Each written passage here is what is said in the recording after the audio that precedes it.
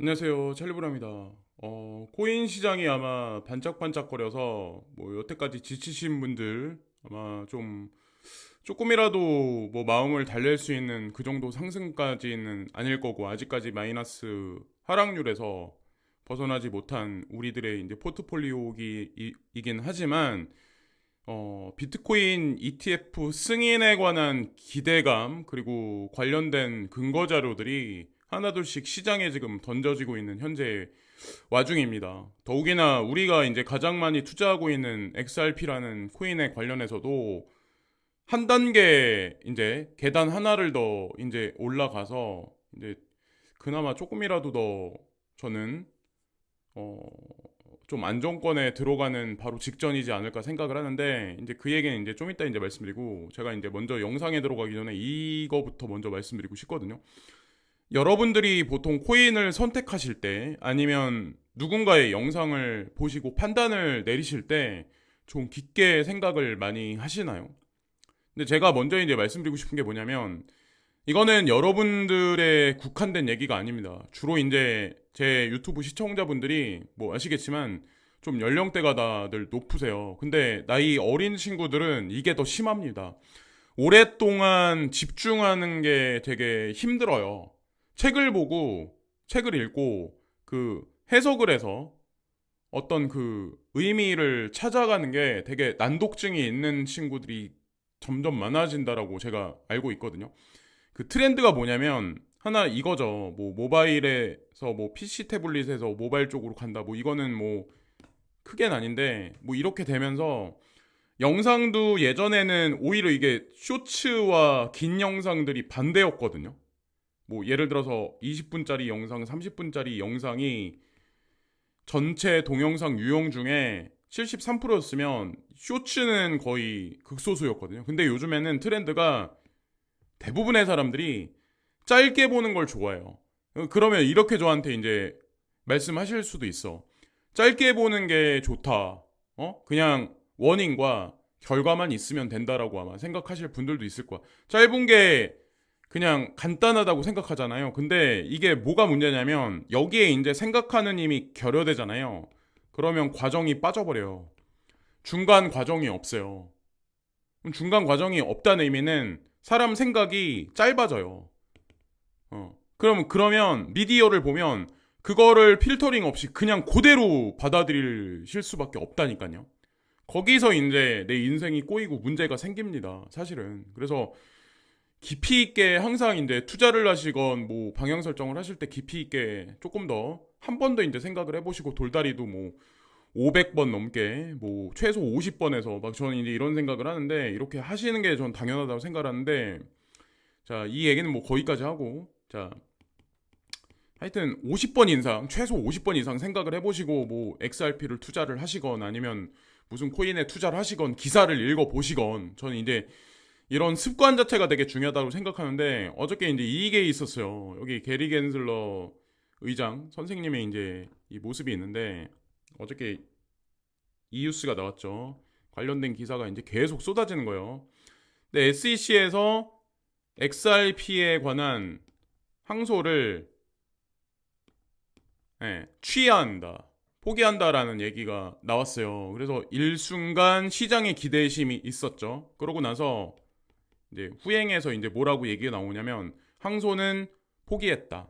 근데 일부분의 항소만 예, 일부분의 항소만 포기했다라고 얘기를 해요. 그래서 뭐라고 얘기를 하냐면 개인에 관련한 XRP와 개인 투자자들에 관련한 어떤 그런 부분에 관련한 것만 항소를 포기한 거고 법인에 관련한 거는 항소를 아직까지 포기하지 않았다. 이 얘기는 시간 끌기를 지리하게 아직까지 계속 한다는 의미거든요. 근데 다만 중요한 게 제가 이제 여러분들한테 이제 말씀드리고 싶은 핵심이 뭐냐면 자, 이거는 뭐 누구나가 다 알고 있는 사실이지만 예를 들어서 이 에너지 게이지 바가 이렇게 있어요. 여기 100%를 채워야 돼요. 100%를 채워야 ETF도 비트코인 ETF도 승인 나고, 네, XRP도 완전히 법적인 어떤 구속에서 자유로워지고, 전 이런 게 다 이제 맞물려 있다라고 저는 생각을 하거든요.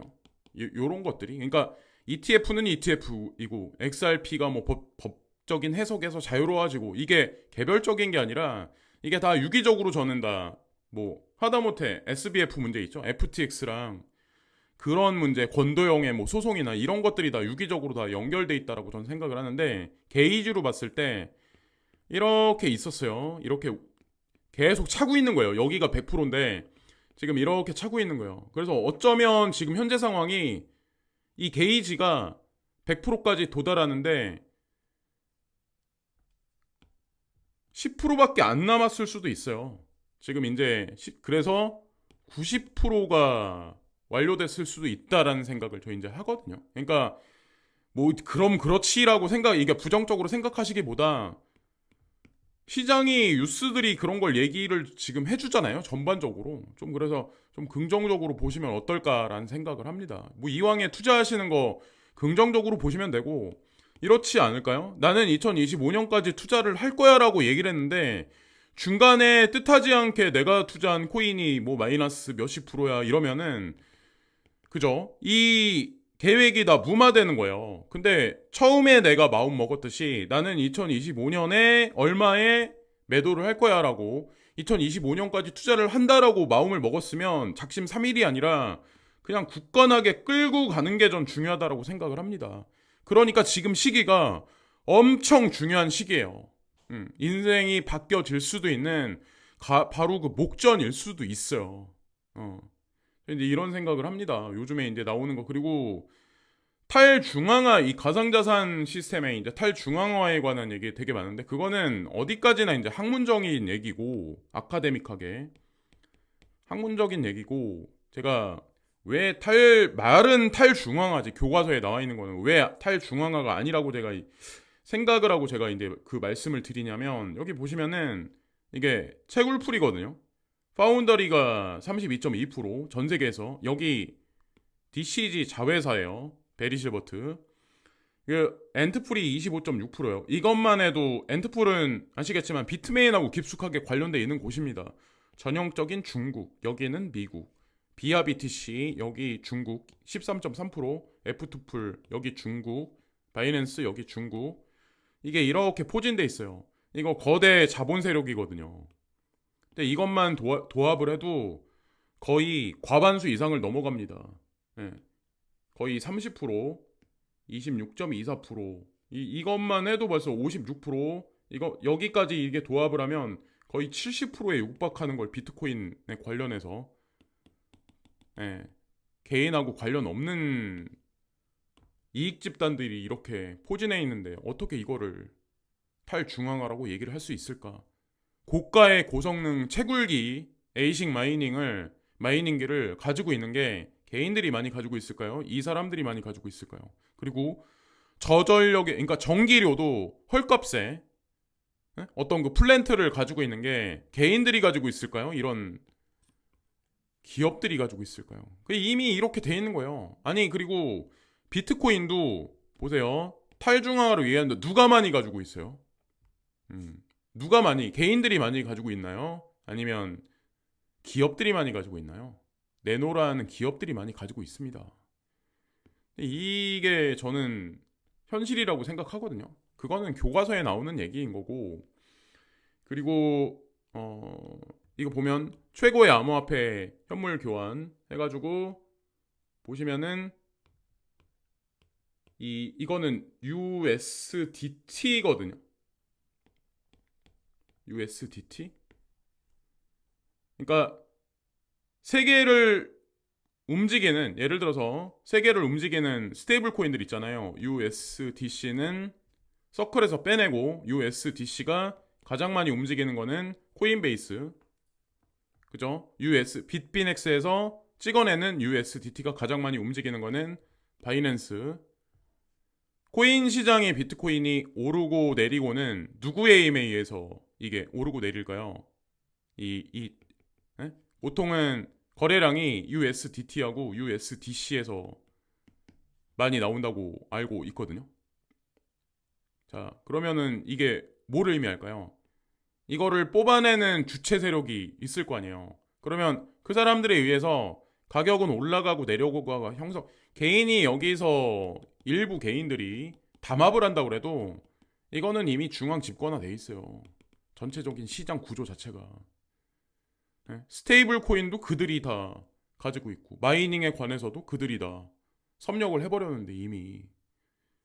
근데 탈중앙화가 아니라고 이제 전 개인적으로 생각을 합니다. 그거는 나중에 이제 시장에 예, 아마 그러니까 본격적으로 아마 우리 대중이 느낄 수 있는 그런 게 아마 돌아올 거라고 저는 생각을 해요. 많은 변화들이 아마 있을 거라고 저는 생각을 합니다. 지금 같지 않은 세상으로. 그리고 이 고팍스액인데 세 번째 대표 내서온 바이낸스 고팍스 변경시고 그래서 세 번째까지 변했어요. 바이낸스 재팬은 8월 달에 오픈을 했죠.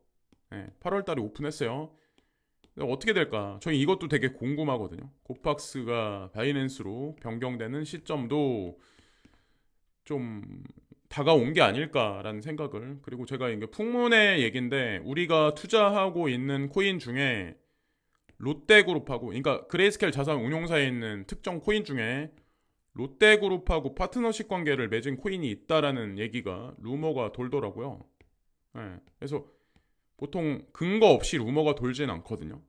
그래서 그런 얘기가 있더라고요. 그래서 지나가는 김에 이제 말씀드리고 뭐 후행해서 다른 기업들도 아마 코인사들하고 롯데라고 하면 뭐 아시죠? 어느 정도 인지도가 있는지. 그리고 이거는 CBDC의 빅브라더 우려 여기 그러니까 중앙 집권화를 얘기하는 거죠. 빅브라더의 사회. 그래서 한국은행이 빅브라더의 사회를 우려해서 이 CBDC 기술의 영지식 증명 등이 대책이 될 거야. 2022년 1월 달에 이 얘기가 나왔어요.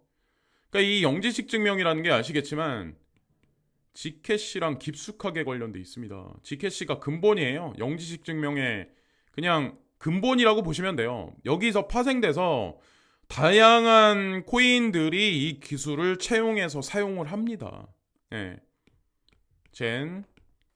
하여튼 한국은행도 하다못해 CBDC 발행하는데 영지식 이걸 넣는다고 하는데 유로존에서 디지털 유로화 만든다. 디지털 달러에도 디지털 위에나에도 전부 다 영지식 기술이 이게 되게 아이러니하죠. 말 같지도 않은 얘기인 것 같죠. 근데 이 기사가 실제로 나왔고 실제로 근거 자료가 있어요. 이 사람들이 여기 보면은 어떤 게 있냐면 클레이튼 재단이 한국은행하고 CBDC 발행을 위해서 뭐 프로토타입을 뭐 설계한다, 뭐 그 테스트를 진행한다 이런 얘기 여러 가지 얘기들이 있잖아요. 그래서 그 테스트를 마쳤다라는 얘기까지 있었던 걸로 알고 있는데 클레이튼 재단이 영지식 증명에 기반한 연구를 진행하는 그런 블록체인 업체와 양해각서를 체결을 합니다. 이게 6월 27일 날이에요. 올해. 그러니까 이 기술이 이 코인이 쓸모없는 게 아니에요. 미디어에서는 이런 게 있잖아요. 미디어에서는 국제기구에서 뭐 이 익명성 코인을 뭐 삭제시킨다, 뭐 상폐된다. 수년간의 어떤 그런 것들이 있었습니다. 근데 그게 아마 마무리가 될 거예요. 이런 얘기들이 얼마 전에 나왔기 때문에 클레이튼, 메터랩스 영지식 증명 기술 기반 GK싱크 에라와 양해각서를 체결했다. 비단 클레이튼만 이렇게 했을까요? 다른 수많은 블록체인 기업들도 이 기술을 기본 베이스로 해서 움직입니다. 아마 베리 실버트가 얘기했던 거대로 그대로 진행될 가능성이 높아요.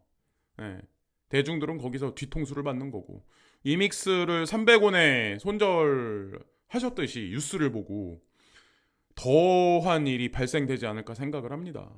거기에 이제 진짜 묘미가 있는 거고 얼마 전에 21시어스 베이스로 해서 오닉스가 자 여기 토크나이제이션에 관한 어떤 이 구조를 발표를 했어요. 그래서 여기서 이제 이 관련한 대표적인 코인들을 나열을 해서 얘기를 하는데 여기 써있죠. 21 랩즈 토큰스라고 해서 이건 파생 상품을 만들어내기 위한 근본 작업을 한 거거든요. 비트코인 그리고 솔라나 아직 시장에서 아직까지 FTX 때문에 완전히 구속에서